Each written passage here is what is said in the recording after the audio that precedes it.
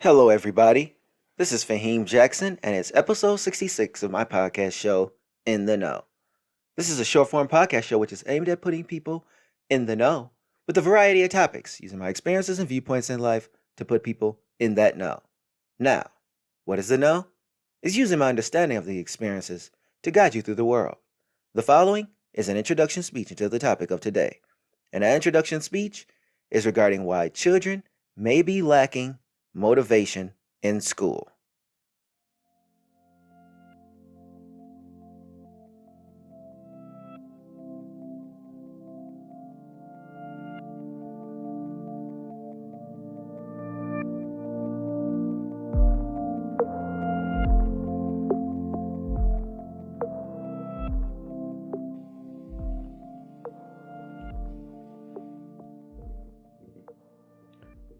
In school, my mother never had to push me and my sisters that hard.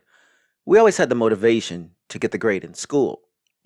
Now, don't get me wrong, there were challenges in school, but I will say this much: we never lost the motivation.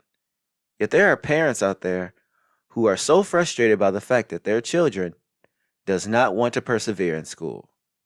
Or maybe the kid does and they just don't have the tools to do so. We can't automatically write them off until we first figure out why they are having these types of problems. You have late bloomers who learn later on in life and find their academic space. Then you have the people who find their talents outside of school in another space. But for academic purposes, why is this the case and how do you address it? Address it as a person in school, parent, and educator. What if your kid is lacking education, motivation? The slacker. In school, you're always going to have the student or even students that don't want to try that hard. They just skate by until they can no longer skate anymore. And if you know anything about life, you can only skate so far. Even in the confines of the schoolhouse, you're going to have to eventually hit a wall. These are generally the people that like to fill space on paper with words. They are told to put together a report, and instead of something in depth, they give an attempt to sound smart. Meanwhile, the teacher understands. You're not going to trick the educator because they had to come through college with kids who filled space.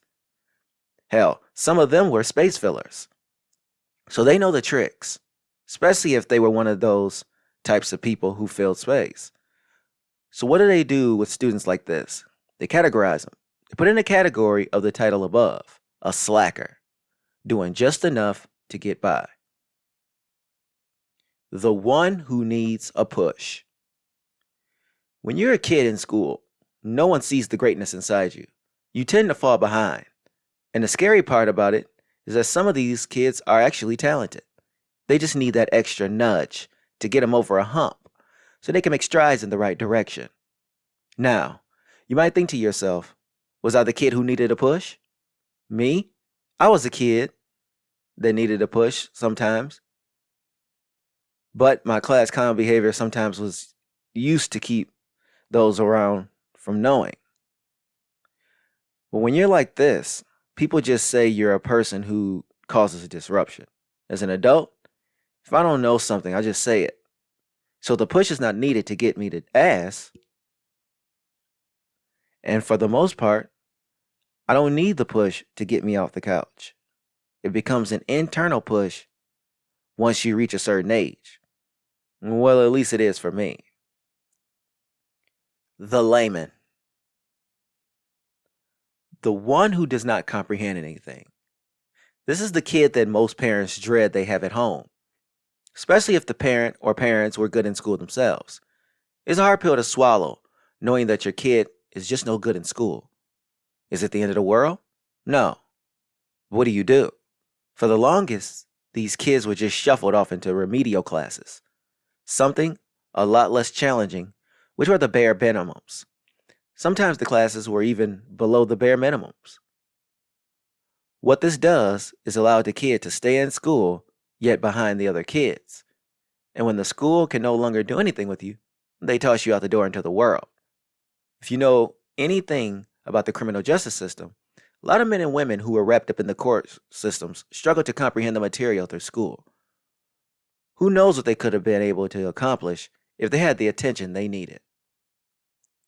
The late bloomer. Here's another area that I fell into, and this group of people tend to find their groove as adults. For instance, I was not that good in English courses as a child. My classes were math and science, but English went over my head. While in undergraduate school, I began writing my screenplays, and since then I've self-published my first novel, book of short stories, working on my next, as well as a blog site that I make contributions to throughout the month. Not too bad for someone who was terrified of writing papers in school because my English comprehension was not that up to par. Now, have you ever known someone who was a late bloomer in the space of academia? Or it was you who was that student. So many teachers are shocked when they find out that their former student who was bad at math is an engineer, or the kid who could barely read is a New York Times best-selling author. This is why we should be more patient with our late bloomers. Out of the school talent. Some students have been known to find their skills that have nothing to do with what they're learning in school. Like for instance, one of the other things I do is work in building my photography portfolio. I want to start freelancing hopefully when the pandemic is over. This was not something I learned while in school. I picked up a camera and became intrigued enough to proceed forward as a career. This is something that would be considered a talent outside the classroom. But this was something that I picked up in my late 20s, which also falls under the category of a person who's a late bloomer. It's hard to find talent sometimes in school because you're only operating with a limited amount of time.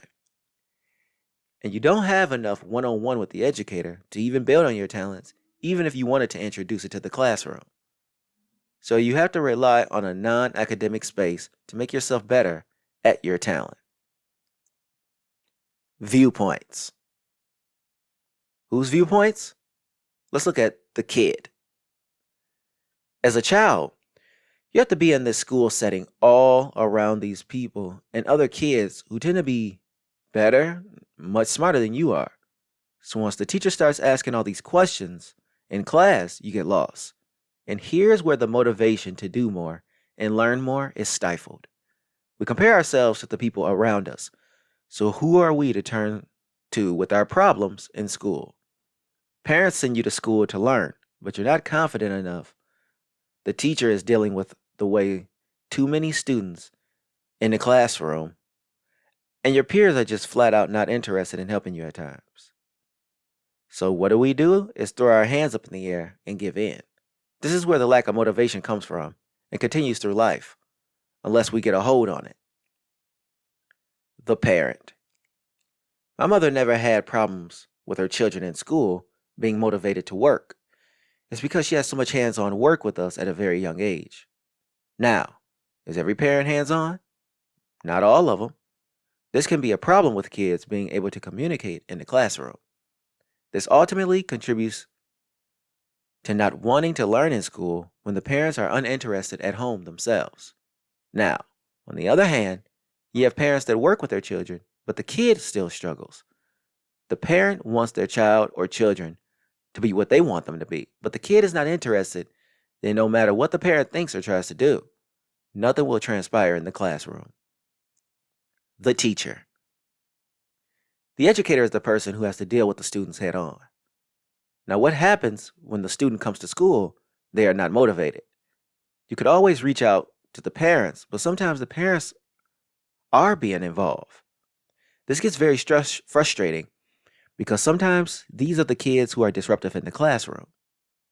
Yet what about the kids who do have their parents at home? The parents might not even be aware that their kid is struggling because the kid is not informing the parent. The educator can only do so much with so many heads to be held accountable for in the classroom. But the teacher will tell you, an unmotivated student is very hard to teach.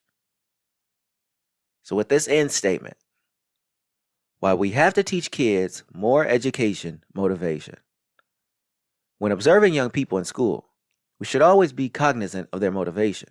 What gets them going in school will tell you a lot about how their future moving forward could pan out.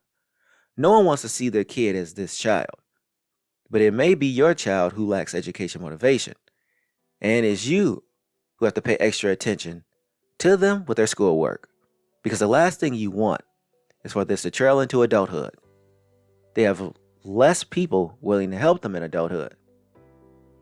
Now, as for me, I had slight moments where I didn't like school, but I always found my way back to the academic space. It's because of the stable household I grew up in as a child. So cultivate that space early, and your child will do as I did as well. So, thanks for listening to In the Know.